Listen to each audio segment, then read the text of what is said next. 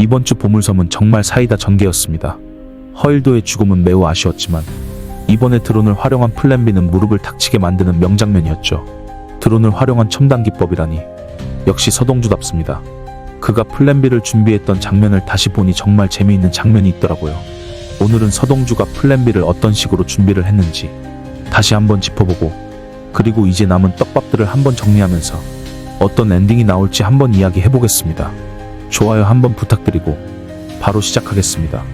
배원배가 붙잡힌 걸 알게 된 서동주는 대통령에게 부탁해서 염장선이 배원배를 풀어주기를 기대했지만 역시 염장선이 들어줄 리가 없었습니다. 이미 천고호가 가지고 간 PC에는 별게 없다는 걸 알고 있던 상황에 시간이 하루 남짓 남아있었죠. 그래서 직접 염장선에게 민들레 파일을 들고 갔던 서동주는 염장선을 만나는 순간부터 시간을 확인하는 모습을 알 수가 있었습니다. 평소에 여운남이 주었던 그 시계가 아닌 다른 시계였고, 왜 시간을 확인하나 싶었는데 그 시계는 드론과 연결이 되어 있고 녹화 녹음을 하는 기능이 있던 시계로 보여집니다. 서동주가 이와 비슷한 행동을 했던 것이 드라마 초반에 남상철 의원을 찾아갔을 때도 나왔었습니다. 고양이 목에 녹화 기능이 되는 카메라를 설치를 해서 남상철 의원이 서동주의 뜻대로 움직이게 만들고 결국 목적을 달성했었던 서동주였습니다. 이번에도 동주는 어차피 염장선이 민들레 파일을 받고 나선 자신을 죽이려고 할 것을 알고 있었기에 플랜 B를 계획하고 자신의 목숨을 걸고 염장선을 만나러 왔습니다. 그래서 염장선을 만나자마자 자신의 시계가 염장선을 촬영할 수 있도록 소매를 거두고 꺼내어 두었던 것이었죠. 그리고는 염장선이 자백 아닌 자백을 하도록 질문을 유도하고는 염장선 스스로 자신의 죄들을 자백하게 만들었습니다. 아마도 민들레 파일에 복사본도 있지는 않을까 생각이 들기도 하는데 지금 있는 증거만으로도 충분해 보이지만 다음 주 예고편에 또 다른 증거를 가지고 기자회견을 하는 서동주의 모습을 보면 이번에 드론으로 확보했던 증언만으로는 염장선을 완전한 나락으로 보내기에는 힘들었던 것으로 보여집니다.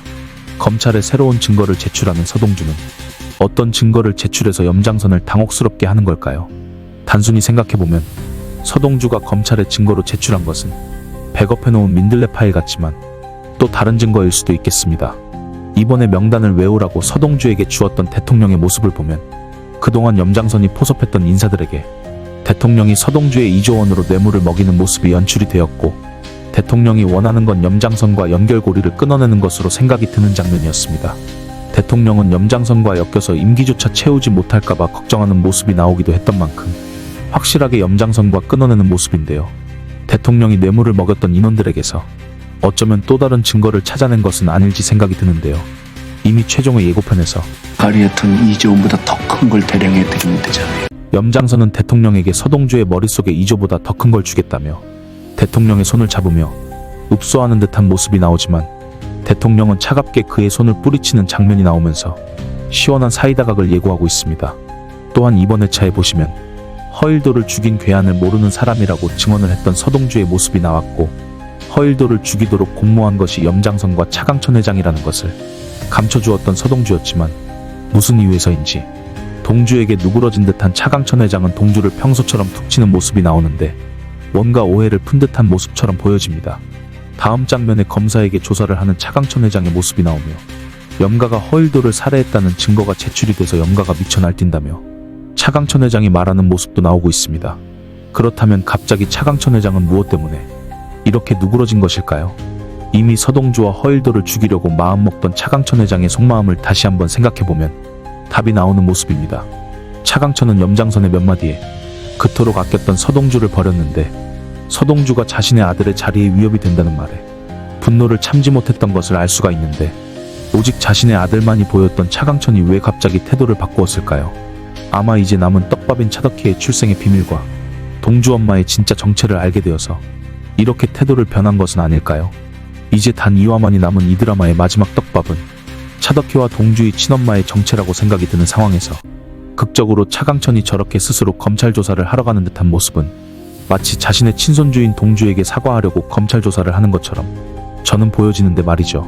이미 12화에서 공비서와 단둘이 있던 차덕희의 장면에서 덕희야, 너 덕희야. 공비서가 덕희의 이름을 부르자 차덕희의 날에선 태도가 바뀌는 모습은 공비서가 친딸이 차덕희이고 동주의 친엄마와 바꿔치기를 했을 가능성이 높아 보이는데 결국 동주가 손자라는 것을 알게 된 차강천의 모습이 그려지는 대목입니다. 어쩌면 동주의 친엄마와 차덕희를 바꿔치기를 한 것 또한 염장선이었다는 정황을 차강천이 알게 되면서 차강천 자신 스스로 자수를 하면서 염장선이 허일도를 죽였다고 조사를 하게 만들 명분을 만들 수도 있겠습니다. 차강천이 동주를 두드리고 앞으로 나아가는 모습과 조사실에서 조사를 받는 차강천의 모습을 보니 이런 그림이 저는 그려지더라고요.